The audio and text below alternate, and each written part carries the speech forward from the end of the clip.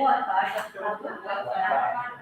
Bem-vindos ao 29º workshop do Programa de Recursos Humanos 44.1 da Agência Nacional de Petróleo. Hoje é o terceiro dia do workshop. Eu sou Manuela Ferreira, sou pós-doutoranda do PRH 44.1 e o professor Walter me convidou para fazer a mediação do dia de hoje. Me deu uns minutos para eu apresentar. E eu fiquei pensando o que é que eu poderia contribuir, com o que é que eu poderia contribuir se o professor Afonso já não tivesse falado na terça-feira, o professor Adilson no dia de ontem. E eu pensei que eu poderia falar um pouquinho, desde a minha entrada aqui em 2013, já entrei diretamente como aluna especial, comecei a participar nos workshops, e como foi essa vivência em termos de aprendizagem e até aos dias de hoje. Eu estou aqui de novo em ingressão. Então, em 2013, eu comecei vim para o Brasil, né? Português, vim para o Brasil, o professor Valdo me acolheu e eu ia ingressar no doutorado no início de 2014, no primeiro período, né? Aí comecei como aluna especial e entrei nesse mundo de petróleo, que acho que para mim foi uma total novidade e com o qual eu nunca tinha tido contato. Quais foram as vantagens do PRH para mim? Foi como estudante, não é? Como aluna de doutorado. Foi o acompanhamento de todos os trabalhos dos meus colegas, da altura, não é? Ter a percepção da dimensão do mundo do petróleo, da diversidade de trabalhos que é possível executar dentro deste tema. E ontem, eu pensando o que é que eu poderia dizer, eu fui olhar laudos anais de 2015, que são os primeiros que estão disponíveis no site do PEC. E fui fazer uma comparação entre os trabalhos que se apresentavam na altura e os trabalhos que se apresentam atualmente. Então, por que eu fiz isso? Porque o PRH ele avançou em termos de tecnologia e desenvolvimento e os trabalhos avançaram junto, certo? Ou seja, a indústria do petróleo está requerendo coisas distintas já e os trabalhos em termos direcionados ao petróleo também já são diferentes. Há 10 anos atrás, quando eu comecei, os trabalhos eram sobre geologia, qual o melhor fluido de perfuração. Em termos de mecânica, falava-se qual a melhor broca para usar em determinada rocha. O meu trabalho era sobre o pré-sal, como fazer o estudo que faz no pré-sal, que estava a iniciar a sua produção, não é? Em termos académicos, eram os primeiros trabalhos que estavam sendo desenvolvidos. E hoje em dia, nós estamos a falar de biocombustíveis, de remediação de solos, do tratamento das águas produzidas, da captura de CO2.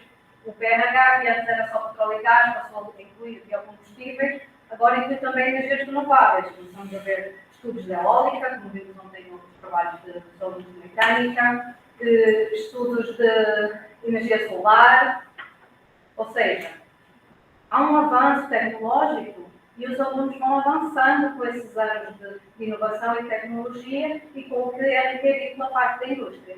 E isso é fantástico. Mas esse desenvolvimento só existe porque existiu toda a fase anterior. Então vocês precisam da fase anterior para iniciar os vossos estudos, para chegarem até hoje e às pesquisas que estão agora em voga e que é preciso correr atrás de outra coisa, num mercado que é tão competitivo. Certo?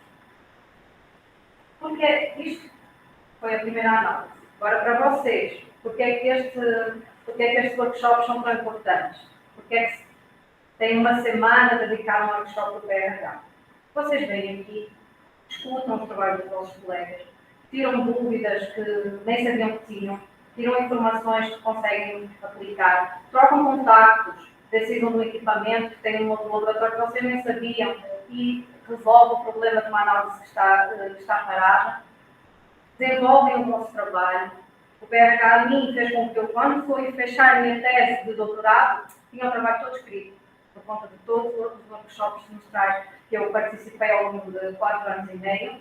Eu cheguei ao final do estado e estava tudo feito, com os 2 artigos que eu publiquei também, já publicados, porque o PRH faz com que vocês tenham que trabalhar ao longo do semestre. outros alunos não têm isso, e muitas vezes vocês não têm essa cobrança, também acabam a escrever. Ficam no laboratório, ficam desenvolvendo o nosso trabalho, ficam assistindo às aulas e deixam para trás algo que é de extrema importância e que é necessário para vocês terminarem o vosso curso, seja graduação, mestrado ou doutorado. Então, por isso é tão importante estarem aqui. Bom, aproveitem a tarde, sejam todos bem-vindos e vou passar a palavra a Mateus Souza, que nos vai apresentar a absorção do fenol em água por argilas organofílicas.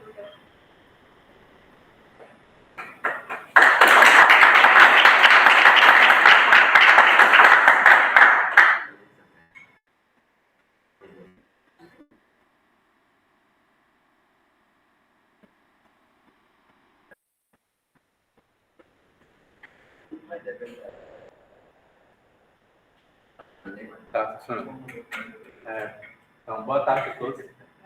Como a Cédra já introduziu, meu nome é Matheus Paiva e eu vou apresentar um trabalho que tem como título Absorção de fenol por argilas organofílicas. Estou sendo orientado pela doutora Rayane e pelo professor Oswaldo. Então, aqui está o roteiro de como vai ser minha apresentação. Vou apresentar a introdução, a metodologia, resultados da discussão, as conclusões e, por fim, as referências e os meus agradecimentos. Então, para introduzir a temática para vocês, eu acho que é importante a gente entender que a indústria do petróleo ela é composta de diferentes segmentos. E o que são esses diferentes segmentos? Então, para isso, eu trouxe essa imagem que mostra, que fala que a indústria do petróleo é, na verdade, diferentes indústrias que fazem parte, né, da indústria do petróleo, que, no caso, são esses segmentos. O upstream, né, que trata da produção de petróleo e gás, o midstream, que trata esses insumos, né, o transporte e o armazenamento dessa matéria-prima e encaminha para as refinarias, a indústria petroquímica, que seria o downstream, né, e nós temos, consequentemente, o segundo midstream, né, que trata justamente o produto final para o consumidor. E é importante a gente entender esse conceito, porque, assim como em qualquer outra indústria, na indústria do petróleo, em todos esses segmentos, existe a geração de resíduos e, consequentemente, a formação de contaminantes. E isso é ainda mais amplificado com o aumento dessas atividades industriais. No caso, são formados os contaminantes do petróleo. Então, trazendo aqui alguns exemplos de contaminantes do petróleo, é possível citar os HPAs, o grupo BTX, os ácidos naftênicos e os fenóis. Então, aqui alguns exemplos de hidrocarbonetos policíclicos aromáticos, que são os HPAs, são essas estruturas cíclicas, né, e que se repetem, por isso que policíclicas. O grupo benzeno, tolueno, etilbenzeno e os isômeros do xileno, né, que compõem o grupo BTX. Os ácidos naftênicos, que são esse grupo composto de cicloalcanos com hidroxilos, ou carboxilos, perdão, e os fenóis, que são constituídos por anéis benzênicos, um ou mais anéis benzênicos e um ou mais hidroxilos. Então, não só a fonte de formação desses, eles não só têm a fonte de formação deles em comum na indústria do petróleo, como eles também têm em comum o fato deles serem tóxicos, carcinogênicos e mutagênicos, o que aumenta os riscos ao meio ambiente e à saúde humana, né? E, além disso, eles possuem alta estabilidade química, o que os fazem como poluentes persistentes, ou seja, permanecem por muito tempo no ambiente, sendo de difícil remoção por métodos convencionais de tratamento. Então, com o método de tratamento alternativo aos métodos convencionais, o nosso trabalho tem como foco a absorção, né, para esse tratamento alternativo. E pensando na aplicabilidade desse processo de absorção numa indústria, para o tratamento de efluentes, por exemplo, em águas subterrâneas, a gente pode citar a técnica de tratamento de absorção in situ via BRPs. E as BRPs são as barreiras reativas permeáveis. E elas são instaladas, justamente como essa segunda animação mostra, em subsuperfície, e ela atua na retenção da pluma de contaminação oriunda de uma fonte de contaminação. Então, por isso que tem essa esquemática aqui também que mostra, né, após a passagem da pluma de contaminação pela barreira, nós temos a pluma remediada, o fluxo remediado. E pode ser uma remediação total ou parcial, a depender do material, do processo que você vai estar aplicando nessa barreira. Então, como material, para ser aplicado nessas barreiras, nosso trabalho tem como foco o uso das argilas organofílicas, que são argilas bentonitas organicamente modificadas com sulfactantes, num processo que a gente chama de organofilização, que é a reação da argila natural com o sulfactante. E a vantagem que esse material apresenta é justamente a sua alta disponibilidade na natureza e baixo custo da matéria-prima, que é a bentonita natural. Então, o objetivo desse trabalho, dessa pesquisa, é avaliar essas duas argilas organofílicas. A Spectrogel tipo C, que é uma argila organofílica comercial, e uma argila organofílica sintetizada em laboratório, que nós denominamos BCN1-HDTMA100, porque ela é oriunda da BCN1, que é a argila bentonita natural, com o sulfactante HDTMA. A argila Spectrogel tipo C, a reação dela é da bentonita natural com o DMA. Tem as imagens, né? E a ideia é justamente avaliar o desempenho desses dois adsorventes na remoção do fenol. Então, a metodologia do nosso trabalho pode ser descrita nessas 4 etapas, né? A revisão bibliográfica do tema, via plataformas como Science Direct e Scopus, o preparo de materiais e reagentes, bem como a organização da bancada experimental, a construção da curva de calibração do fenol para a espectrofometria em ultravioleta visível, que foi o método que nós utilizamos para a medida de concentração das amostras, e a realização de ensaios de adsorção embatelada para as argilas, que foi realizado sempre em triplicata, e o tratamento dos dados. Então, para o preparo, primeiramente, do adsorvente, foi feita uma padronização das argilas, pois recebemos ela nesse formato, em que ela estava em grãos bem grandes, né? E foi feita a maceração e peneiramento, a um mesh de 150. Nesse procedimento, a mesma padronização foi feita para a argila a BCN1-HDTMA100, a argila do laboratório. Então, antes de dar início aos testes de adsorção efetivamente, né, nós fizemos um teste controle com fenol para saber se a gente não ia estar tendo alguma perda de fenol no sistema. Então, para isso, no caso, aqui está o esquema do sistema, que o fenol com a concentração inicial de 100 mg por litro foi disposto em Erlens, né? E esse é o sistema de adsorção, só que sem o adsorvente, né? Que seria uma mesa shaker, uma agitação com mesa shaker, a essas condições. E foi feita a análise da concentração para saber se haveria perda. Então, o primeiro grupo controle foi um Erlen totalmente aberto. O segundo Erlen foi vedado com parafilme para ver se haveria influência da volatilidade do fenol. E o terceiro foi coberto com papel alumínio, além de ser vedado com parafilme, para avaliar se haveria a fotodegradação do fenol em algum grau. Então, aqui tem algumas imagens, né? 2 imagens. Esse aqui é a mesa shaker lá do laboratório e a temperatura que foi medida na fase aquosa, nos Erlens. Então, o ensaio de adsorção em batelada, agora sim, efetivamente o ensaio de adsorção, ele é realizado da seguinte forma. Nós preparamos aqueles Erlens com 20 ml da solução de fenol preparada, de 100 mg por litro, com o adsorvente, e nós colocamos para agitação, em mistura. Essa mistura é colocada em agitação nessas condições, foi as condições que nós utilizamos, após o tempo de 10 horas, que é o tempo que é garantido que ocorre o equilíbrio de adsorção.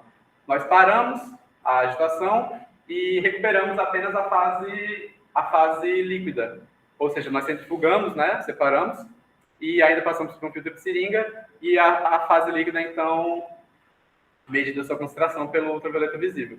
E aí, com a concentração no equilíbrio e a concentração inicial, tanto o volume que a gente utilizou, né, que foi 20 ml, e a massa de adsorvente, que foi variada, nós conseguimos calcular esse Q, que é a capacidade de adsorção em miligramas por grama. E a remoção também em porcentagem do fenol. Então, aqui como os resultados do nosso trabalho, tem aqui a curva de calibração que foi feita para o ultravioleta visível, para o fenol. E os resultados do teste controle, eles mostraram que o grupo 1 houve perda considerável de fenol, 14%, enquanto os grupos 2 e 3 não houveram perda. E também, então, a partir desses resultados, todos os experimentos de absorção e batelada, nós seguimos analogamente ao Erlen 2, ou seja, todos os experimentos foram realizados com a vedação com parafilme apenas. Os resultados de absorção, eles indicaram que a argila bentonita natural, essa primeira tabela, não foi capaz de absorver o fenol, enquanto as argilas organofílicas absorveram, de certa forma, o fenol. Isso prova que a organofilização beneficiou essas argilas. Então, a gente vê que não teve remoção da argila natural. E das argilas, a que melhor performou foi a argila comercial em 50 miligramas. Teve a maior capacidade de absorção, com a remoção de 21%. Então, como conclusões do nosso trabalho, apesar de ter removido uma quantidade considerável do fenol, não é considerado uma alta capacidade, não possuíram uma alta capacidade de absorção do fenol, que seria justamente esse índice Q. E dessa forma, sugere-se que, como plano futuro, a troca do contaminante modelo para a realização de ensaios de otimização, que seriam as variações de pH, agitação, o cálculo da cinética de absorção, entre outros, e possivelmente ainda a avaliação de outros adsorventes. Então, aqui ficam as referências e meus agradecimentos.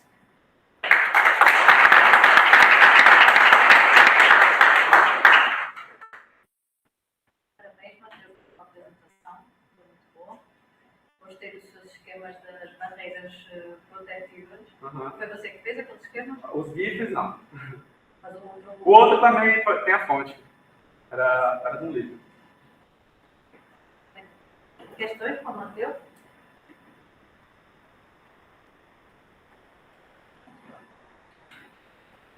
Tem que fazer, mas eu posso fazer depois.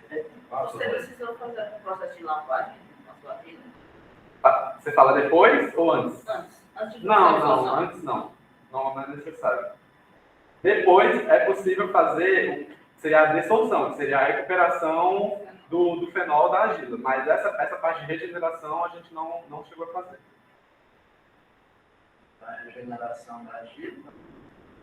Qual Sim. vai ser o destino final dessa argila depois que estiver terminada? Justamente, então, a ideia, o que seria ideal, seria que essa argila, no caso, houvesse essa regeneração. Só que o nosso trabalho, ele não tratou essa etapa após o uso nas barreiras, digamos assim, na aplicabilidade do processo. Ele trata até ali. Mas o que é feito em certos estudos é o estudo da regeneração da argila. Seria um destino ideal, né, para essa argila após a absorção. Quando você fez aquelas análises preliminares, que usou sem parafilme, com parafilme e com papel alumínio, você obteve um resultado bem parecido, na verdade, entre o parafilme e o papel alumínio.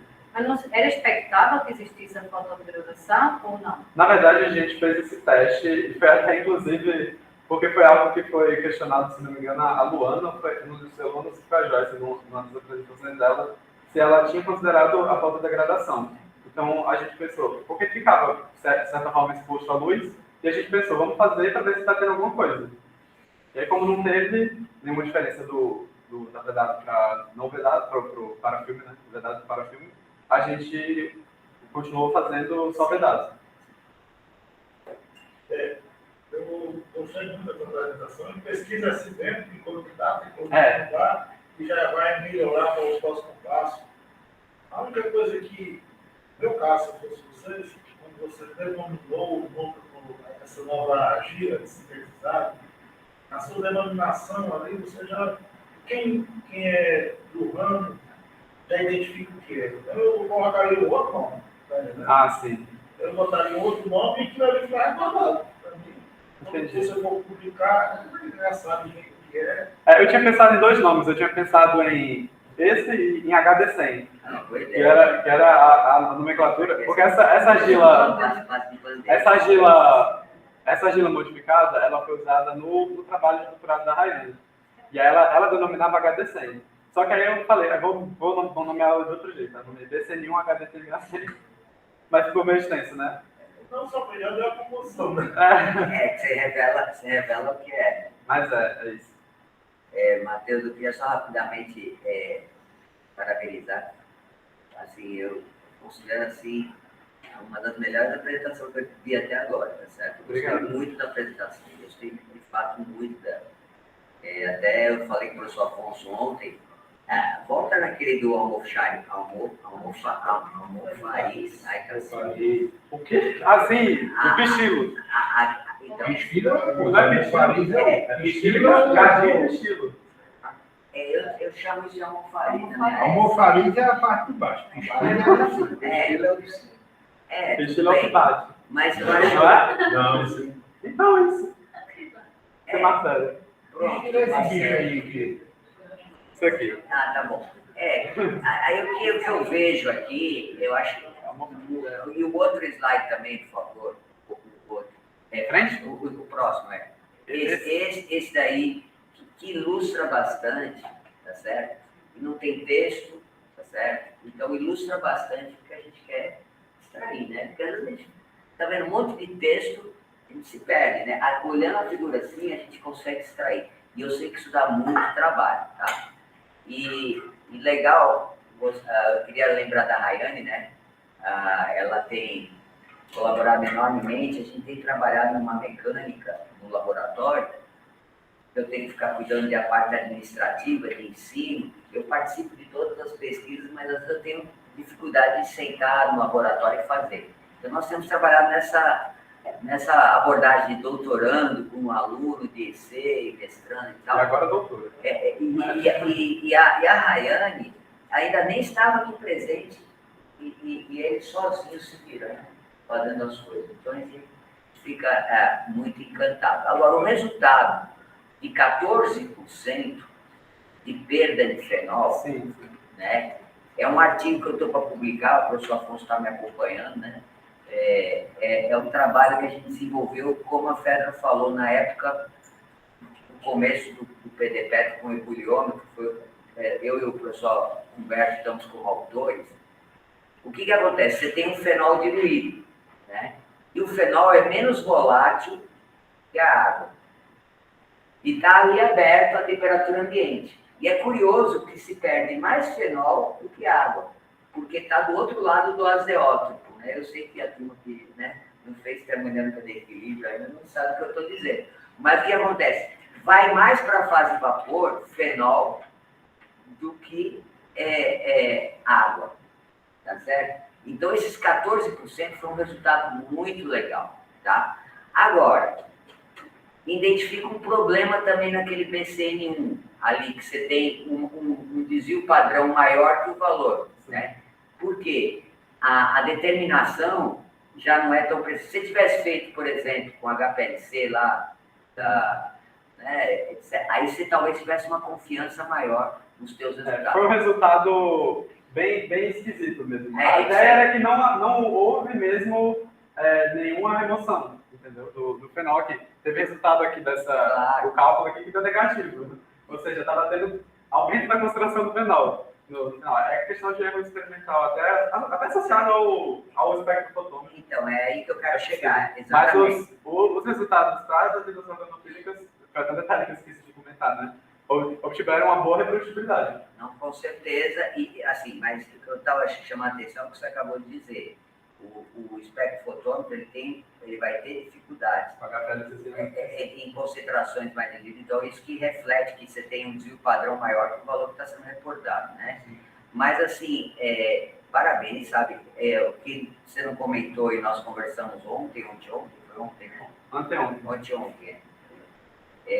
Nós vamos estar varrendo outros, como é que chama? Hidrocarbonetos. Sim. E também outros absorventes, certo? Porque a suspeita é que é a diferença de polaridade, porque as argilas organofílicas, elas têm afinidade com compostos mais apolares, enquanto o fenol, ele é mais polar do que alguns desses aqui que eu mostrei. Diga, Humberto. É como sugestão, você está trabalhando com absorvente, talvez você fez só maceração. A trabalho científico é bom você, após a maceração, fazer a classificação. A granometria. A granometria, né? Para, quando forem questionar, não, foi tal granometria que nós trabalhamos. E verificar qual é a melhor granometria. Está tudo relacionado à área superficial de contato do absorvente. Parabéns. Obrigado.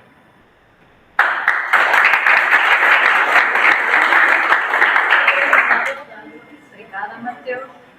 Agora. Vamos chamar a Letícia. Vai nos apresentar o uso de falésias e catalisação do processo fotofeno no tratamento de água produzida contaminada com fenóis.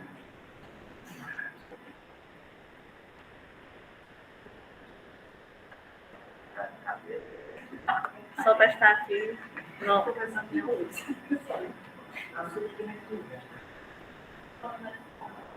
Boa tarde, pessoal. Eu me chamo Letícia, eu sou bolsista do programa, faço graduação em Engenharia Química. Sou orientada pelo professor Osvaldo e trabalho em conjunto também com a doutoranda do nosso laboratório, que é a Joyce. Vou apresentar hoje o trabalho com o título do uso de falésias como catalisador do processo de fotofêton, visando o tratamento de água produzida contaminada com fenol. Aí, fazendo uma breve introdução um pouco sobre a água produzida, falar um pouco, a Matheus até falou bem, né, sobre isso, mas resumidamente, a água produzida de petróleo, ela pode ser tanto no resíduo da extração como do refino de petróleo. E ela vai conter uma complexa mistura, seja de inorgânicos, como metais, sais e também os orgânicos, que o Matheus mostrou também.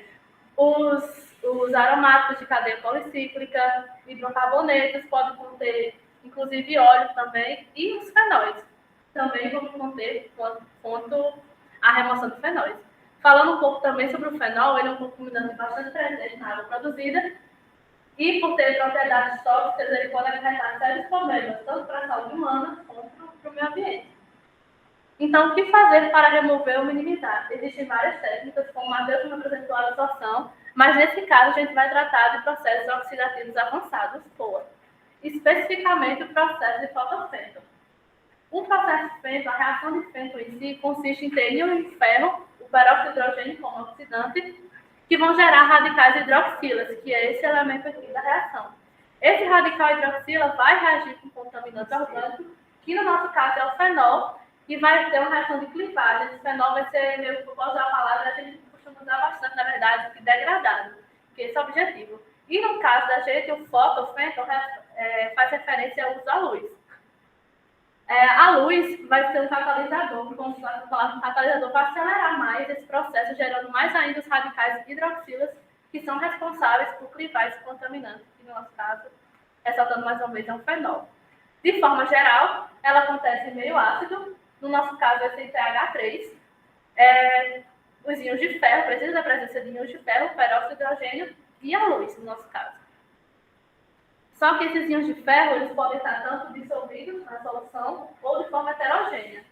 A forma heterogênea é bem mais, como é que eu posso dizer a vocês, bem mais visada pelo fato de poder ser mais fácil separar e reutilizar de novo aquela fonte de ferro numa nova reação. Então, dessa forma, nesse trabalho, a gente pesquisando na literatura, foi sugerido que utilizasse as falésias. Por que as falésias? Com base na literatura, a gente conseguiu observar uma presença de ferro, dióxido de ferro, mais especificamente na falésia. Além disso, no nosso laboratório, a gente tem uma bancada já se formando, né, utilizando esses fontes de ferro alternativas. No caso, nossa doutoranda, que agora já é doutora, Luana, que defendeu seu doutorado, ela testou a utilização de cintas de termoelétrica e também resíduos de mineração como catalisadores de fontes de ferro na reação de fêton e fotofêton. Então, finalizando aqui a introdução, o objetivo desse trabalho é realizar o tratamento da água contaminada com fenol por meio do processo de fotofêton, utilizando como fonte de ferro um pó feito das falésias que foram retiradas da praia de Ponta Negra. e falar da metodologia. A primeira parte da metodologia consistiu na obtenção e caracterização do pó de falésia. Aqui eu queria apresentar que a gente recolheu as falésias e elas foram fragmentadas com o auxílio do martelo. Em seguida, a gente macerou com o auxílio do almofariz e do pistilo. Por fim, a gente passou numa peneira de 150 mesh, recolheu os passantes e foram os passantes que a gente utilizou como o que a gente chamou de pó de falésia. Aqui está uma foto do pó de falésia que a gente obteve. E a gente, nesse caso, a gente só analisou por fluorescência de raio-x. Por devido a questões que a gente está tendo de memória nas análises, a gente só conseguiu, até o ponto do workshop, de trazer a análise com FRX. Aí, quanto aos ensaios em si da degradação do fenol. Nesse trabalho do workshop, a gente destacou 4 experimentos, variando a quantidade de falésia e a quantidade de peróxido utilizada. A de falésia a gente usou de 2 a 3 gramas por litro, né? 2, 2,5 e 3 gramas por litro. E o peróxido a gente variou de 6, 8 e 10 milimolar. Aí aqui um pouco do aparato experimental que a gente utilizou. Nesse caso, o nosso reator foi esse Becker encamisado, que ele está conectado, não deu para representar aqui, então não ia caber tudo, mas ele é conectado com um banho termostático a 20 graus Celsius, sobre um agitador magnético, dentro de uma caixa de madeira fechada com a lâmpada, que seria a nossa fonte de luz. Também a gente colocou a solução inicial de fenol com 30 ppm. E como eu falei, no processo de Fenton, a gente tem que corrigir o pH. Na maioria das vezes, ocorre em pH ácido. No nosso caso, não foi diferente, em pH 3. E aí a gente acrescenta o pó da falésia e o peróxido de hidrogênio para a reação acontecer. A gente deixou lá por 120 minutos. Ao terminar desse tempo, a gente recolheu uma amostra com a seringa e filtrou com a ajuda do filtro de seringa. Colocou ele dentro de um tubo Falcon de 15 ml, para em seguida levar para análise para fazer espectrofotometria de varredura no UV-Vis. O objetivo inicial seria no HPLC, mas mais uma vez por questões externas não conseguimos a tempo para trazer. Mas recebemos hoje, eu vou dar um spoiler no final do que a gente conseguiu também por HPLC. Legal. Aí, além disso, além dos experimentos que eu citei aqui na tabela 1, a gente também fez ensaios de controle. O fenol somente com a falésia e o fenol com o peróxido. Aí vamos para os resultados. Para a nossa caracterização do pó de falésia, a gente observou que na composição dele possui alguns óxidos e o de maior interesse da gente, que era o óxido de ferro, sendo o componente em maior quantidade, 47,21% de óxido de ferro no pó de falésia obtido. Aí só destacando que essa quantidade é um indicativo que realmente dá para usar o pó de falésia como catalisador na reação de Fenton. Então, foi um dos pontapés para a gente realmente utilizar. Aí, começar um pouco falando sobre os ensaios mesmo de degradação, né? Chamando assim. Aqui nessa parte da figura 1A, a gente observa aqui essa curva em azul mais escuro, a curva de 30 ppm de fenol, ou seja, a solução inicial que a gente colocou. Vocês podem observar a formação desse pico característico de 270 nanômetros, que é característico do fenol. Então, indicando que realmente havia fenol nessa solução inicial. Para os experimentos 1, 2, 3 e 4, a gente observa que não houve mais a formação nítida desse pico, que houve um alargamento dessa banda de valência do fenol. Isso possivelmente pode indicar para a gente de uma forma qualitativa. E esse fenol que estava aqui, ele pode ter sido provavelmente degradado nas reações que a gente fez de Fenton. Mas, claro que quantitativamente a gente ainda não pode dizer que realmente aconteceu. A não ser que a gente passe por HPLC, que a gente recebeu os resultados. E, realmente, a gente teve um dos experimentos, acho que foi o 2, não me falha a memória agora, a gente conseguiu reduzir de 30 ppm para 3 ppm. Então, foi uma redução considerável. Isso por HPLC. Aí, aqui na figura 1B e na figura 1C, a gente tem aqui os testes controle. E aqui, para o fenol e a falésia, a gente observa que continuou a formação desse pico, que eu comentei com vocês anteriormente, desse pico de 270 nanômetros, indicando que ainda tinha fenol. Ou seja, isso já indica, por exemplo, que a falésia não estava absorvendo esse fenol. Ela realmente, por exemplo, agiu como a fonte de ferro na nossa reação química. E nesse caso, só com peróxido também se manteve esse pico de fenol, dos 270 nanômetros.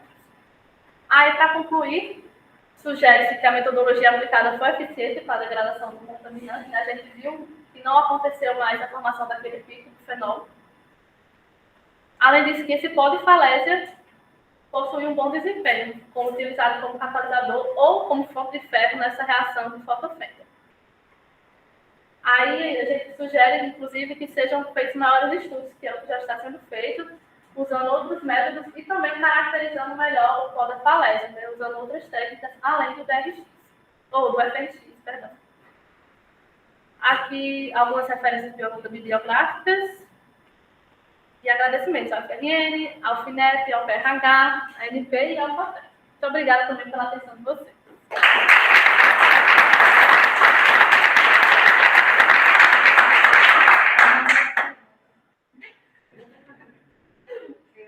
Parabéns.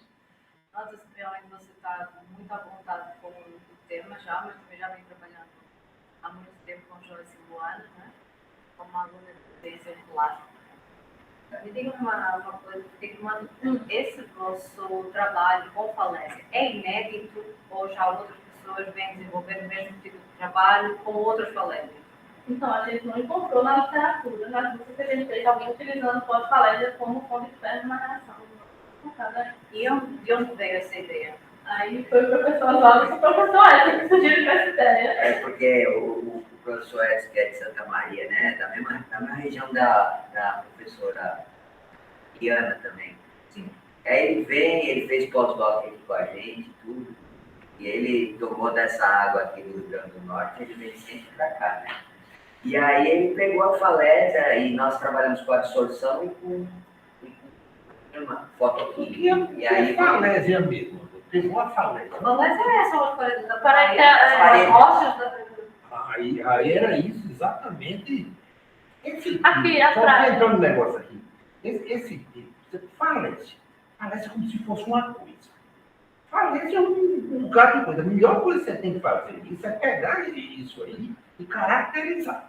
Pedir alguém da geologia para caracterizar. Sim, mas é isso. Mas eu quero dizer que esse nome, tratamento com falésia, Tá muito genérico. é uma coisa como se fosse uma coisa específica que eu peguei aqui. Isso aqui é falésia. Toma isso aqui para você. E não é falésia tudo que ali, de argilas, talvez seja isso, porque ela não tenha encontrado muita coisa. Porque tem que usar o nome científico, o nome. Não é nome científico, não. Aquilo é um mineral que você tem. Falésia é como se tivesse um morro. Areia de morro. Pronto. É do mesmo jeito. O mineral, né? Como a calcita. Geralmente é uma. Ferrita não. Não é ferrita, não. Até porque a lei ambiental vai permitir mexer na falésia. Não, isso aí já é Você vai ter.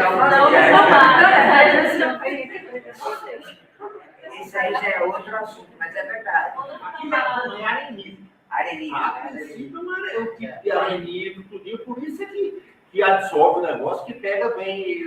É uma sílica, né? Então tem que tirar esse título aí, porque esse título aí não está dizendo muita coisa.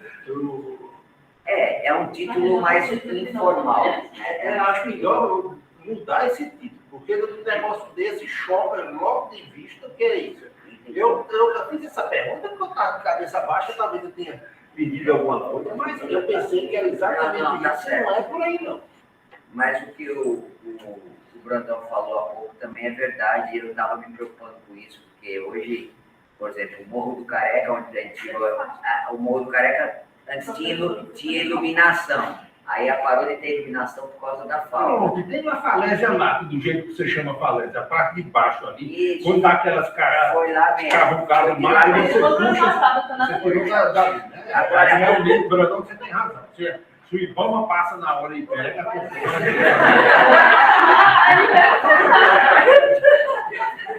agora a inteligência já vou para ele já.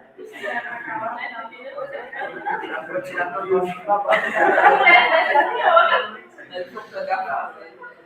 Mas, posso perguntar, assim, algumas coisas que eu acho que, com respeito ao reator, não somente com falésia ou sem falésia, ou o que quer que seja, foi o que eu falei com a Luana também, na época, sobre a gente ser cauteloso no sentido da vedação, né? E aí, como você tem luz, talvez botar a reflexão aqui por lá, por fora. E outra coisa, qual o tamanho desse reator? Esse foi o de 250 ml. Certo. A gente usou um volume de fenol, acho que foi de 100 ml. Então, Outra revisão que a gente precisa fazer, a gente pode fazer essa revisão do título, eu acho que é uma coisa importante, mas volta um pouquinho com respeito às reações químicas, isso, você botou aí. Então, normalmente, esse pontozinho se refere ao elétron. Então, essa primeira equação que você colocou aí, está certinho. As outras, tem que botar o elétron no oxigênio. sim, O radical hidroxila a gente representa, porque é lá que está concentrado os elétrons que vão ter capacidade oxidativa, né? Então, isso é... Não tem importância, mas é bom revisar isso para o documento. E aí, a questão da luz é que intensifica muito o processo, porque, não sei, acho que 300 vezes aumenta a velocidade da reação. E a outra coisa que ficou muito bacana no trabalho de vocês, bota aquele diagrama que eu perguntei até para a Joyce. dos resultados. Dos resultados, aquele diagrama do espectro. Esse gráfico ficou muito bacana. E você vai ver que vai bater com o HPLC. Talvez você verificou isso, né? E não é verdade? Mas o que acontece? O fenol foi embora, mas não significa dizer que mineralizou, né? Que transformou tudo em CO2 e água, né? Quer dizer, existem compostos ainda presentes. Talvez se você fizesse... Isso aí é depois de 120 minutos, né? Exatamente. Pronto. Então, ele dá um reflexo que tem intermediários que se formaram e que estão apresentando absorvância, entendeu? Mas o fenol, uma boa parte dele foi embora. Como você consegue ver aí, né? Na altura do 270 ainda tem um pouquinho de fenol, né? Mas né, é isso. Põe aí mais uma vez, aí, nesse pico. Ainda tem, mas, por exemplo, no experimento 4 ainda tem fenol, mas tem pouco, tá entendendo? Parabéns, sabe? Eu acho que o que foi falado, a gente tem que ser cuidadoso. Né? Até o professor Edson chegou hoje, eu vou mostrar para ele a gravação, mas assim, tem que ser cuidadoso mesmo. O Brandolfo lembrou bem. E o título? O nome do mineral, que no lugar de escrever... Aí, claro, no texto do artigo você pode, comumente chamada de falésia, né? Das falésias e tal, mas do jeito que ficou meio estranho. Agora, assim, né, o teu trabalho pro TCC, né, você vai trabalhar com a absorção, né? O objetivo era só para. Tá certo, tá bom. Mas estamos com o Matheus, até o Matheus apresentou alguns problemas, né, que ele teve na parte. A gente também está encontrando alguns problemas na parte da absorção, mas essa semana teve muitos planos, inclusive, da absorção. Então, assim, é uma orientação que eu estou dando assim, para todos, né? Assim, a gente sabe que começou em novembro, outubro, começou quando a sua bolsa? Outubro? Setembro, outubro. Setembro, outubro. A gente sabe que de setembro para cá passou 6 meses, mas é significativo, são 25% do, como é que chama? Do plano de trabalho, né? Aí depois vai ter estágio, vai ter isso, aquilo, outro, né, Afonso? Então a gente precisa ter um pouco mais de, assim, e a gente sabe também dos problemas, como é que fala? Estruturais do laboratório. Em particular, o TOC vai ser um que vai voltar a funcionar. Agora, o TG. Se Deus quiser. Exatamente. Mas, assim, é que ele já está pronto para começar, a gente só está esperando que o técnico venha de novo, porque se ligar ele e der algum problema e o técnico esteja presente, aí vai ter uma outra manutenção. Então, a gente bom, né? Não sei nem o que dizer, mas, assim, Letícia, a gente está muito satisfeito, tá? Eu quero formalmente, aqui na presença de todos, expressar, assim, como o caso do Matheus, que vocês estão se desenvolvendo, não muito na minha presença, assim, como orientador, né, participando mais direto. E eu quero estar, vamos dizer, como é que eu posso dizer, mudando essa situação, né? Mas é difícil. uma coisa e outra que sempre está aparecendo, mas eu quero estar mudando no sentido de estar participando mais no laboratório. Então, uma coisa que eu te peço é pensar na infraestrutura de bancada para os experimentos de absorção, o mesmo para o Matheus. Eu acho que precisa estender um pouco mais para a gente poder fazer mais experimento em menos espaço de tempo, não é? Então, você pode, como mostrou, né, replicar 3, 4 reatores ou 3, 4 LMAs, e assim o processo é significativamente avançado, né? Bom, eu feliz, obrigado, Fernando. E assim, tá super 10, viu? Obrigado pelo empenho que você tem tenido aí na iniciação científica.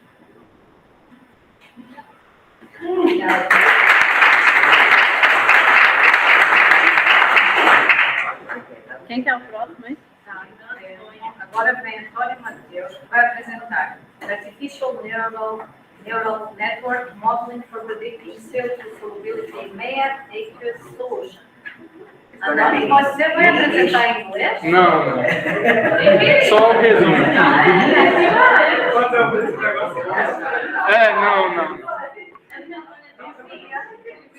Próxima vez.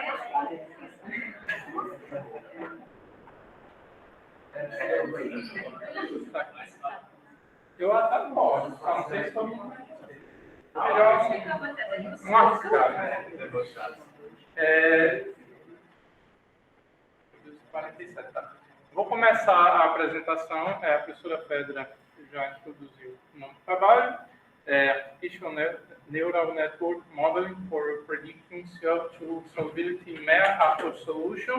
Estou estudando a graduação, orientador Domingos Fabiano e co-orientador Carlos Eduardo de Araújo Padilha. Aqui há nosso roteiro, introdução, metodologia, resultado, conclusão, referências e os agradecimentos. Introdução. A gente sabe que as concentrações de CO2 a nível global estão aumentando, e isso é observado quando a gente pega para medir o CO2 atmosférico. Então, esses são gráficos de observatórios globais de concentração nível CO2, e essa concentração, ela, apesar de ser crescente, ela apresenta uma periodicidade. Então, ela cresce e cai, justamente porque o consumo de CO2, o consumo de energia, que é um dos principais setores de emissão de CO2, ela varia ao longo do ano. Então, o setor de petróleo e gás hoje recebe destaque como um dos maiores emissores na emissão de dióxido de carbono durante o processo de extração de petróleo e gás. Esses são dados de emissão globais líquidas de GE antropocêntricas feitas pelo IPCC, e aí a gente vê que o CO2 de fontes fósseis, de combustíveis de fontes fósseis e industriais apresentam a maior taxa de emissão. E aí a gente sabe que a utilização de técnicas para captura eficaz do CO2 são importantes. Então, a gente fala hoje sobre CCUS, que é Carbon Capture, Utilization and Storage, que é uma parte que faz parte da captura do CO2, também a utilização, eles andam de mão dadas. Então, hoje a gente tem a captura tanto direta do ar, que é o DAC, de fontes industriais, de fontes de petróleo, e a utilização que vão desde os CO2 capturados em produtos no setor de alimentos, e hoje a gente tem a descarbonização também do setor aéreo com a produção do SAF, que é o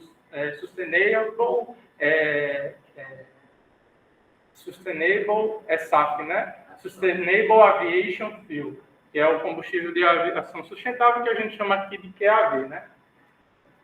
Então, essas são as especificações do gás natural comercializado no Brasil. Então, a ANP, que é a agência financiadora do PRH, ela estipula, numa resolução de 2008, níveis para o CO2 no gás natural. Então, o CO2 ele tem um limite, é o CO2 máximo no gás natural. Então, essas técnicas de captura são extremamente importantes. Dado esse cenário, que a gente tem emissões de CO2 no Brasil por setor, tá certo? Então, os setores que mais emitem, também aqui a gente pode observar, são setores mudança de uso da terra e floresta, energia, que está aqui também, processos industriais, agropecuária, entre outros. Então, o workshop passado tinha trazido esse gráfico aqui de emissões por estados, e aqui eu trago ele com a variação no tempo. Basicamente, é um gifzinho da emissão de CO2 por estado durante o período de 2012 até 2021. Então, a gente vê que realmente estados como Pará e outros estados, aqui o Mato Grosso, a região sudeste, são estados que têm maior emissão de CO2 no Brasil. O que é interessante porque se a gente vai aplicar um processo como o DART, a gente tem que avaliar justamente isso. Quais lugares você tem mais CO2 para retirar de um processo atmosférico, já que as concentrações no ambiente são altamente diluídas, né? E aí, a gente sabe que a solubilidade ela é um parâmetro importante para a captura de CO2 e a modelagem matemática ela está associada tanto ao processo de captura quanto ao processo, também outros processos futuros, mineralização. Então, a gente tem o estudo da avaliação da solubilidade a partir de um modelo matemático feito em inteligência artificial, uma rede neural, e aí esse banco de dados ele é colhido na literatura, ele é modelado matematicamente a partir de hiperparâmetros e distribuição de dados, separados de treinamento, validação e teste, e aí a gente consegue predizer esses dados de solubilidade a partir da literatura. Esses dados da literatura, eles foram avaliados a solubilidade em questão de temperatura, pressão parcial de CO2 e a concentração da amina. Foi possível observar na literatura que alguns modelos como NRTL, Uniquark, o Kent Eisenberg, eles funcionam para avaliar a solubilidade do CO2 em soluções de aminas, só que a gente tem uma quantidade de aminas muito variadas na literatura para fazer esses cálculos de solubilidade. Muitas vezes é custoso você desenvolver modelos matemáticos que apresentem uma precisão adequada e um range satisfatório para esses valores de solubilidade. Então, esse é o funcionamento de uma RNA. Lembrando que uma RNA para regressão, ontem foi apresentado o modelo de classificação. Essa RNA ela é avaliada em input signals, que a gente chama de futures, que são dados de entrada, e eles são, quando eles entram no modelo, eles recebem cada um peso. Esse peso ele passa para uma sum junction, que é uma função que vai, a partir dos pesos que foram calculados, ele vai tentar somar tudo isso e vai entrar um valor aqui de fora que a gente chama de dias. Esse valor de saída, ele vai entrar numa função de ativação. Essa função de ativação, a gente vê lá em controle, pode ser várias funções de ativação. Eu, particularmente, usei um modelo que se chama Livenberg Marquardt, que ele já tem todo o modelo da matriz jacobiana e os valores da função de ativação implícita. E aí a gente consegue prever no final o valor da solubilidade. Então, essa é uma imagem interessante para quem trabalha com essa parte de inteligência artificial. Eu fiz um curso esse semestre pela Unicamp, na área de inteligência artificial, que eles trabalham bastante com isso, e foi apresentada essa imagem lá, que é a constelação da inteligência artificial. Então, a gente está se baseando basicamente nessa constelação que foi feita pelo Imperial College of London, e aí a gente está situado nessa região, que é a parte de Machine Learning, voltado para Artificial Neural Networks. E aí a gente está justamente nessa região aqui da Supervised Learning. E aí esse é o primeiro modelo. Lembrando que eu usei o método de Livenberg-Marquardt. Foram feitos testes com redes de 10 neurônios. E aí foi feito só com uma camada oculta. separados dados de treinamento, validação e teste, feitos com uma rede de 50 neurônios, 100 neurônios. E aqui são as métricas que foram utilizadas. O R quadrado, o erro quadrático médio, MSE, o MAE, que é o erro médio absoluto, e esses valores aqui, eles são usados para comparar se o modelo está se comportando bem com os dados que estão sendo inseridos e se ele realmente pode ser usado para predizer esses dados de solubilidade. E aí, para o primeiro modelo, essa foi a avaliação, a gente vê aqui o erro médio quadrático caindo com o tempo, e aí é chamado esse epochs aqui, ou épocas, para esses valores do erro médio quadrático. A gente pode ver que eles estão bem lá embaixo, 10 a menos 3. Ou seja, eles caíram bastante ao longo do tempo. E aí a gente tem a regressão, os modelos de regressão para 10 neurônios, aqui para treinamento, validação, teste e o cálculo para todas as três, feitas num modelo só. Para 50 neurônios, esse daqui foi feito em 19 épocas. O erro médio quadrático também decaiu. O melhor resultado foi visto justamente nesse número aqui, na época 19. Para 25 épocas, a 19 foi que teve a melhor avaliação. E aqui a gente já pode observar que, para esse número de neurônios, o ajuste ele já caiu um pouco, apesar de estar em 0,99, que já foi uma predição um pouco melhor que os modelos matemáticos já usados, como o Uniquark. E aqui, para 100 neurônios, caiu o número de épocas, ou seja, esse número de épocas é basicamente o que a gente pode chamar de número de interações, é a capacidade do seu computador de fazer processamento desses dados. Então, quanto mais épocas, mais o computador está lá rodando, gastando processamento para tentar convergir.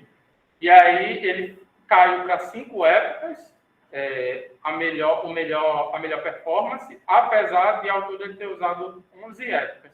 Mas a gente já pode ver que o ajuste ele já foi um pouco menor em termos numéricos do que o dos outros dois modelos. E aí a gente tem justamente agora a tabela das métricas para o modelo de Levenberg e Marquardt, para 10 neurônios, 50 neurônios e 100 neurônios. Todas as métricas aqui de MSE, MAE, e aí a gente pode observar que os dois modelos aqui de 50 e 10, eles possuem valores próximos, só que ainda há uma certa significância se a gente olhar nos últimos algarismos significativos. 10 neurônios, em termos de métricas, se sobressaiu melhor. Lembrando que, para usar esse modelo, a gente gasta mais processamento do que esse de baixo aqui. E aí a conclusão é que, para o problema proposto, o modelo de Levenberg-Marquardt, para a predição de solubilidade de amina, tem uma boa adequação. Foi possível observar que o aumento de número de neurônios, como a gente viu, não necessariamente vai implicar um melhor ajuste, mas ele tem uma queda no número de épocas, número de iterações. E aí, o que foi observado, e aí é um trabalho posterior, que inclusive já foi feito, é que a gente pode usar esses modelos também para soluções com líquidos iônicos, não só para aminas. E aí, o banco de dados que eu usei para líquidos iônicos foi bem superior e o resultado também foi bem significativo. E aí, a gente pode basicamente concluir que esses modelos de redes neurais, eles servem muito bem para aprender propriedades termodinâmicas. É isso.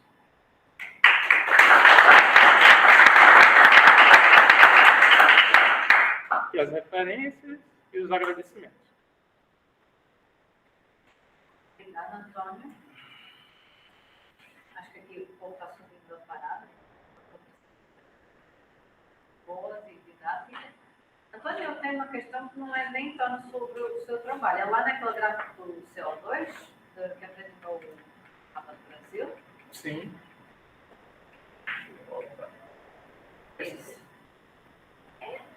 Esperado que as emissões de CO2 sejam mais elevadas naquela área do que... Aqui, né? Sim, por quê? Então, justamente, foi uma coisa que quando a gente observou, principalmente eu, professor Carlos, a gente discutiu bastante, o que foi interessante mesmo, que a gente não esperava que essa região... Esperava que fosse São Paulo... Exato, só que aí quando a gente foi ver os próprios relatórios do Ministério de Minas e Energia, nessa área, nos últimos anos, está tendo um alto grau de desmatamento. Então, além do desmatamento, você está tendo queimada, você está tendo... E lá é uma região que, por ser mata, a maior absorção de CO2 é pelas plantas. Então, você está perdendo os sumidores de carbono, né? Basicamente isso. Mas, realmente, foi uma coisa que chamou a nossa atenção. Os outros estados, como a região sudeste, os estados que têm mais indústria de cerâmica, cimentos, a gente estava esperando que fossem... Que tivessem mais pressão. Exatamente. Mas esse aí foi, inclusive, uma discussão que a gente teve. O Rio Grande do Norte é um dos estados que tem menor emissão de carbono, por conta da questão das indústrias aqui, e também porque nos últimos anos o estado está se destacando nas energias renováveis. Então, o estado da gente, ele, nesse sentido, é um setor de ponta. Aí desconta. Desconta. Porque hoje a gente não está falando mais de... Eu estava falando até com o pessoal que está trabalhando lá no Rio Grande do Sul, a gente não está falando mais em zerar as emissões de carbono, pelo menos na Europa. Já está falando em emissões negativas, que é você pegar o CO2 que está na atmosfera e negativar esse saldo. Acho que foi com o Antônio. Deu trabalho fazer? Deu muito trabalho. Esse aí levou um ano. Deu um trabalho bem pesado, mas é satisfatório, né? Antônio, eu quero conversar com mais calma, que eu vou apresentar esse trabalho lá em Curitiba, né? Sim. O senhor vai apresentar o de líquidos iônicos, que é mais interessante ainda. Tá. Mas é semelhante a esse que você usou redes neurais também ou não? É semelhante, só que eu usei árvore de decisão também. Árvore de decisão. Então, assim, uma primeira coisa, assim, você apresentou também muito bem, tá certo? Tá ótimo. Eu tenho algumas dúvidas, talvez a gente pode conversar depois pessoalmente por causa do horário, mas assim, o número de dados experimentais que foi utilizado, certo? Eu acho que é importante. O número de parâmetros que são determinados para aquele número de dados experimentais, eu acho que essas são informações importantes. E quando você chama modelo de Levenberg-Marquardt, pelo meu entendimento, Levenberg-Marquardt é um método de minimização da função objetiva. Então, quando você faz o treinamento, você escolhe, no treinamento que você estima os parâmetros da rede neural, você escolhe um método de Levenberg-Marquardt. Então, ele não é um modelo. Então, tem que dar uma revisada aí na tua... Não, até no resumo está método mesmo. Porque ele é um... E qual foi a ferramenta que você usou? Eu usei o MATLAB. O MATLAB, pronto. É importante também explicar. E as faixas de condições operacionais dos dados de solubilidade. Temperatura, pressão e concentração da mina. Sim. Certo? Então, essas coisas precisam estar bem especificadas no trabalho para torná-lo mais, assim, com as informações completas, certo? Esse que o senhor vai apresentar, como ele tem dados de densidade e viscosidade, também aí tem mais parâmetros. Tá. Então, essa relação, quando você aplica o método de Levenberg-Marquardt, a relação parâmetros, dados experimentais, é muito importante. Ou melhor, dados experimentais, parâmetros. Sempre você tem que ter bastante dados experimentais e poucos parâmetros, né? Para poder ter uma boa confiança nos dados experimentais. Agora, qual a relação que você usou entre teste e treinamento? Treinamento e teste e a validação. Porque, veja bem, quando a gente faz o treinamento, depois a gente faz o teste. E ainda por cima você chamou um processo de validação. Qual que é a diferença entre validação e teste? Então, é porque... Deixa eu passar aqui. Tá. Entendeu a pergunta? Entendi. Quando a gente estabelece um modelo de regressão, a gente vai entrar com os dados de entrada, né? E aí eles vão entrar na camada oculta. Nesses dados, a gente estabelece para o modelo treinamento. Ele vai ficar treinando com esses dados, matematicamente. Treinando, ele vai estimar os parâmetros. Exatamente. Eu trabalhei já para final, eu sei o que estou falando, agora eu não entendi. Aí, na validação, ele passa do treinamento e vai tentar validar esses dados. Ele vai pegar dados aleatórios que ele já estimou e vai validar. Ele vai comparar com os próprios dados que ele tem. Mas então... E o teste, ele já... Escuta, ali, você, 70 mais 15 mais 15, pelo que eu estou percebendo, dá 100%. 100%. Então, São todos os dados. esses 15 do teste do conjunto de validação, não estaria dentro do treinamento? Não. Ele está dentro do conjunto de dados totais. Porque ele pega o conjunto de dados totais e divide. 70% vai para treinamento. Aí ele treina com 70%. Tá. Porque se ele ficar treinando dentro do dado do treinamento, aí ele vai ter o defeito. Ele vai treinar muito bem, aí ele vai começar... Não, tá, a gente pode conversar depois, é porque conforme eu trabalho numa pizza, né, você pode botar 20% de teste e 80% de treinamento. Isso aí também é aceitável na literatura. Não, também é. Aí, quando você introduz o de validação, eu não consigo ver muita diferença entre o teste e o de validação. Já no teste, ele já vai introduzir dados aleatórios que ele não tem no treinamento. No treinamento. Pois é, isso que eu tô... e na validação, qualquer um. Qualquer um do treinamento. Do treinamento. Do treinamento. Do treinamento, na realidade, não. Dos dados totais. É isso que eu estava tentando te dizer. Fica meio sem sentido você separar um conjunto só para... É como se fosse esse de validação da forma como você trabalhou, do meu ponto de vista, do meu conceito, é teste. É teste também, né? Não é validação. Entendeu? Ele seria a validação você faz com um conjunto de treino. Tá. Mas é mais para quem já trabalhou com redes neurais, né? É muito legal. Então, o MATLAB ele já tem a redes neurais bem montadinha. Já. Só que essa daqui, apesar dele ter, você consegue montar a sua própria rede lá. Ele tem, você clica lá em tools e vai montando, né? Aí você tem a opção de pegar e escrever o próprio código. Aí eu tinha um Python já, só transferi para o MATLAB. Perfeito, parabéns, viu? Tá ótimo.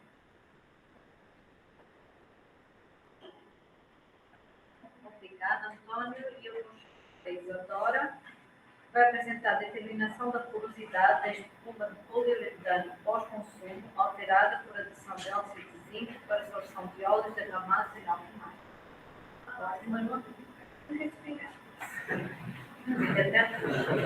Está aqui, doutor?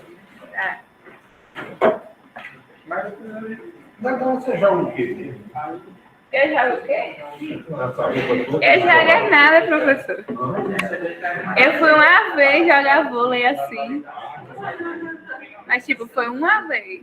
Uma vez eu tenho que comprar a camisa, tudo. Saiu caro. Eu fui com uma pessoa charmosa. Aí eu tenho que comprar.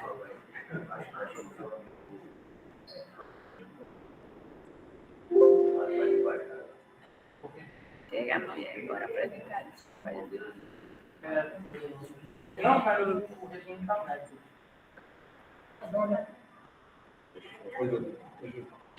Você depois de 20 anos, você fica bem aqui, né? Boa tarde, eu me chamo Isadora, sou do professor Humberto, do orientador. E nesse trabalho eu trabalhei em conjunto com a Herbert e a Janiele, doutorando, um doutor e uma doutoranda do professor Humberto. E nesse trabalho a gente vai falar um pouquinho sobre a determinação da porosidade de espuma de poliuretano pós-consumo, alterada por adição de óxido de zinco para a seção de óleos e derramamentos em alto mar. Então, como já foi muito falado aqui da indústria do petróleo, nós sabemos que ela é uma das principais movimentadoras da economia mundial. Mas, nem tudo tem só o lado positivo, né? Também nós temos os nossos problemas na indústria do petróleo, e um deles é o derramamento de óleo em alto mar. E aqui nós trouxemos uns 3 exemplos de desses acidentes que acontecem em alto mar.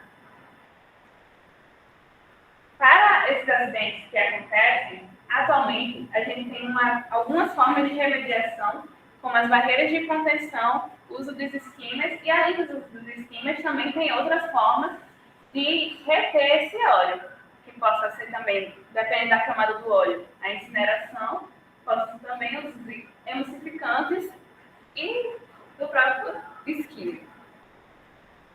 Mas, atualmente, novas formas de dissolução de óleo estão sendo pesquisadas. E uma delas é com estruturas que são muito porosas.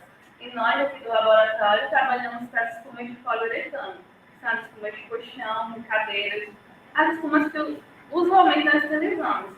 Só que aqui no Brasil, ela não tem um descarte devido. E pensando nisso, pensamos em modificar essas espumas, porque ela é altamente porosa e tem afinidade com estruturas polares e apolares. Pensamos em modificá-la para deixar ela hidrofóbica e oleofílica. Essas modificações, como já trouxemos em outros trabalhos, elas já foram eficientes, elas são capazes de dissolver uma boa quantidade de óleo. E também fizemos teste com petróleo, aqui o Carlos já apresentou os resultados. Elas são muito boas em fazer essa dissolução. E o objetivo desse trabalho não é falar sobre essas operações em si, é falar sobre a porosidade das espumas antes e depois dessas operações, fazer o estudo da porosidade dessas espumas. Nós trabalhamos com algumas modificações e nessa aqui nós vamos falar das porosidades das espumas modificadas com óxido de zinco. A nossa metodologia para o estudo da porosidade foi o porosímetro, que todo mundo aqui já fez o teste em laboratório, em operações unitárias.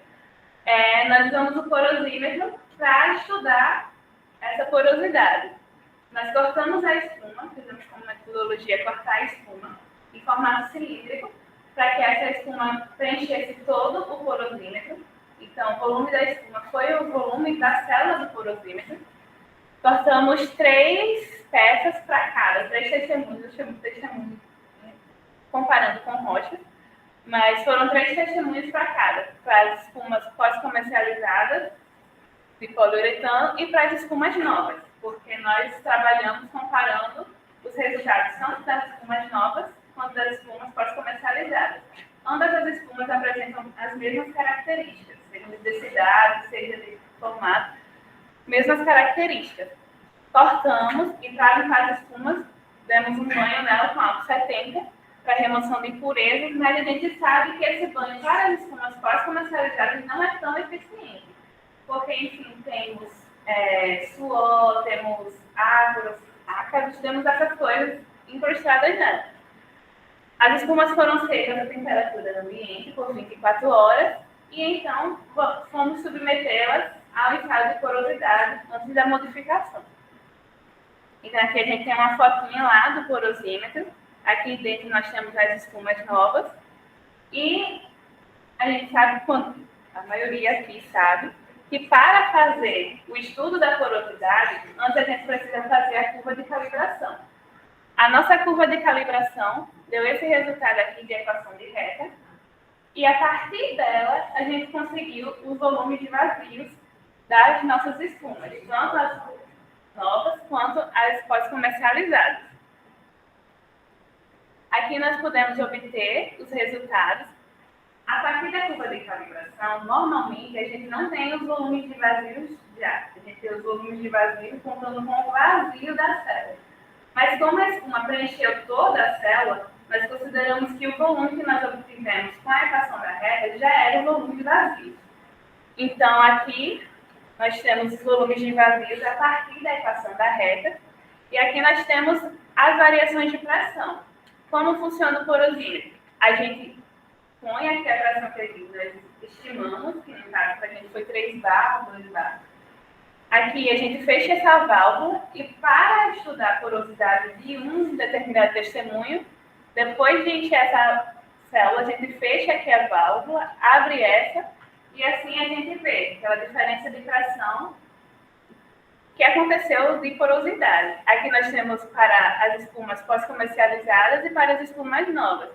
Quando a gente abriu a célula, a gente pôde perceber que o volume, a pressão, ela reduziu quase que pela metade. E quando a gente foi fazer os cálculos de porosidade, que é a relação do volume vazio sobre o volume da espuma, a gente chegou a esses resultados, que para a gente não foi eficiente. Porque quando a gente faz com o teste de porosímetro, a gente espera que a porosidade dê 1, e aqui deu acima de 1. Então, para a gente não foi eficiente. Tendo este resultado, nós não fizemos alteração nas espumas para obter de novo o resultado de porosidade. Partimos para outro teste, que é o teste de volume. E como foi o teste de volume? As espumas foram pesadas antes de serem submetidas a uma solução, que no caso foi o álcool etílico absoluto. Elas foram pesadas antes e depois de ficarem submersas a esse álcool. Foi o teste realmente de volume para saber a quantidade de poros da espuma. Aqui nós tivemos a massa dela, nós temos 2 tabelinhas porque eu arredondei o peso, porque depois do banho, quando a gente vai medir, o álcool é muito volátil, as últimas casas decimais elas variam muito, ficando fixas apenas as 2 primeiras. Então eu resolvi arredondar para poder fazer os cálculos. Aqui estamos ela pós-banho, né? Aqui antes do banho e aqui depois do banho. Foi um banho de 24 horas, elas ficaram todas submersas. E no outro dia eu vim para pesar de novo, segurei elas por 30 segundos para sair do excesso, botei ela na plaquinha de peso, pesei de novo para saber qual foi a variação do volume. E para o cálculo de porosidade, baseado no RU, nós usamos essa formulazinha aqui que é bem simples, que é a massa depois da imersão, menos a massa antes da imersão, com a densidade do álcool de 0,780, vezes o volume da espuma, que nós consideramos ela um tubinho como sendo a largura, comprimento e profundidade. Tivemos esses resultados aqui de porosidade, que mostra aqui, para sem alteração, para com alteração, tem uma redução, no caso das novas, tem a redução sim da porosidade, a gente atribui por quê? Porque com óxido de zinco é como se houvesse um enxerto na espuma. Nos poros crescem hastes de zinco. Então, se você tem um poro desse tamanho que cresce algo aqui, certamente essa porosidade tende a reduzir. E aqui, para as espumas sem alteração para com alteração, não houve uma diferença tão grande e a gente atribui porque nela ainda tem os resíduos de poeira, essas coisas assim, do uso mesmo. Então, as conclusões aqui. Para a espuma, não seria legal fazer os ensaios com porosímetro, que ele é mais ideal para as estruturas que sejam mais rígidas.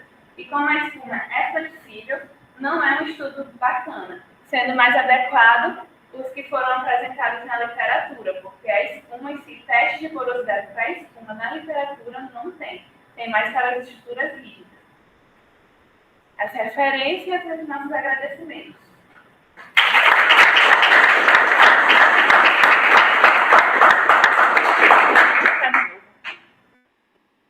Obrigada, professor. Me explica uma coisa. Você usou o óxido de zinco com que intuito? Qual era a ideia?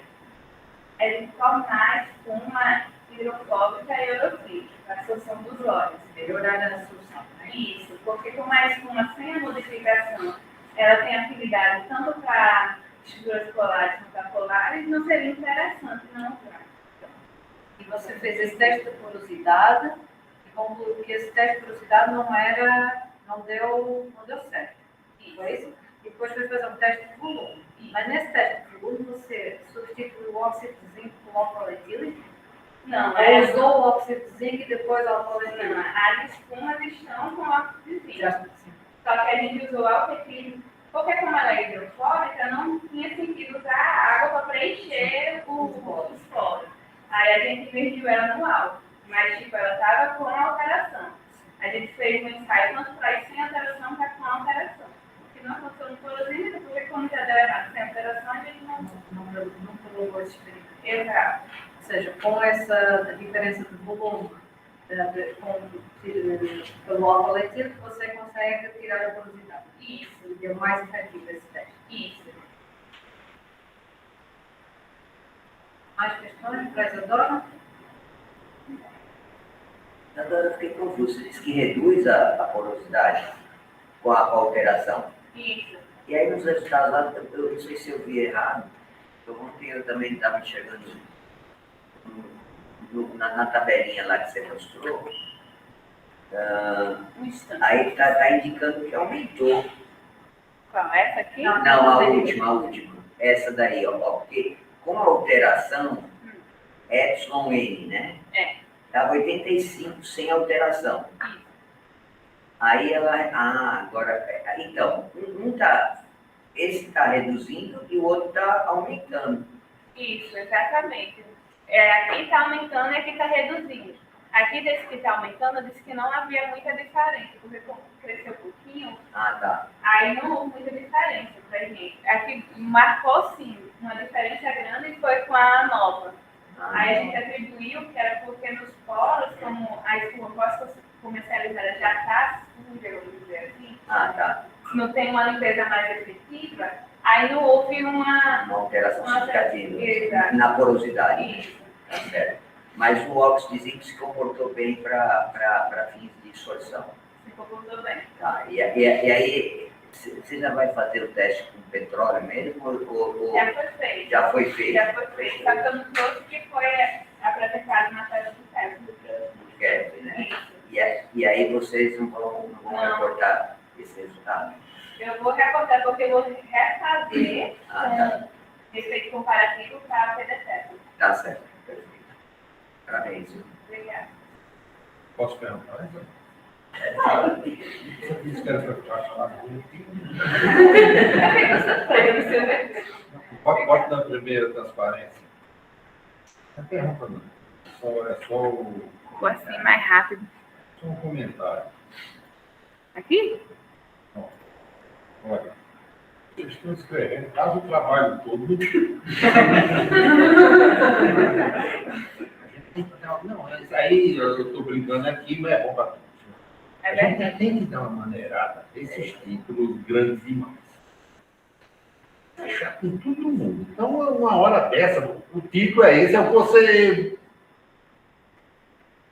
como eu acabei de dizer, quer colocar tudo ali num título só. Só que isso não pega, não dá e tem que diminuir o máximo possível. A gente escreve esse o primeiro, aí depois vai olhando, vai diminuindo, né? Até chegar um com duas linhazinhas no máximo para fechar tudo, certo? E na conclusão, é aquela outra história também, que eu falei ontem, que você estava aqui, aqui, o pessoal de engenharia mecânica que estava. Aí está desse jeito. A melhor coisa para a conclusão, o que é a conclusão? A conclusão é você concluir, bem entendido, o que você colocou no objetivo. E a melhor maneira de fazer um negócio desse é você botar item por item. Faz a frase inicial, duas linhas mais ou menos, e depois sai botando item por item que você encontrou em função dos seus objetivos. Então é a melhor maneira. Eu digo isso por quê, pessoal? Porque, às vezes, você está com um trabalho excelente mesmo, e não sabe apresentar.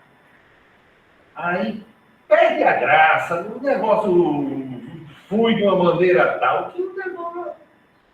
Você não deu o devido valor ao seu trabalho.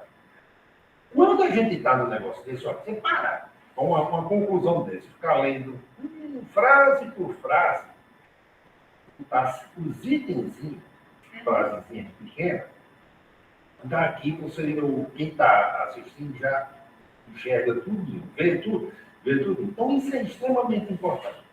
Se você puder botar o máximo em termos de lá dentro, um fluxograma, mostrando uma metodologia, o negócio é melhor. Você sai enriquecendo para a pessoa visualizar melhor, tá certo? Então é isso só, não é para ela especificamente, não. Isso é para todos. O outro está do mesmo jeito, as conclusões desse jeito, eu fiz essa sugestão pessoal da mecânica.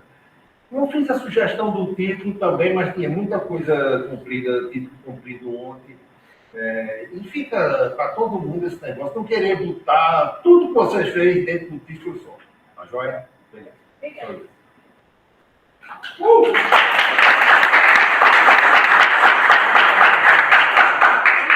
Eu fiz.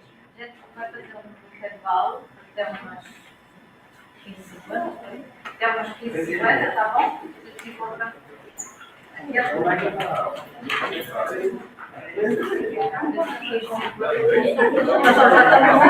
Não vai variar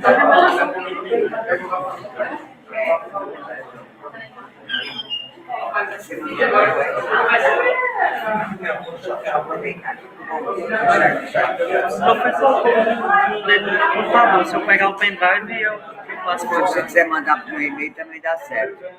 Deixa eu só parar aqui. Já deixei ele baixado.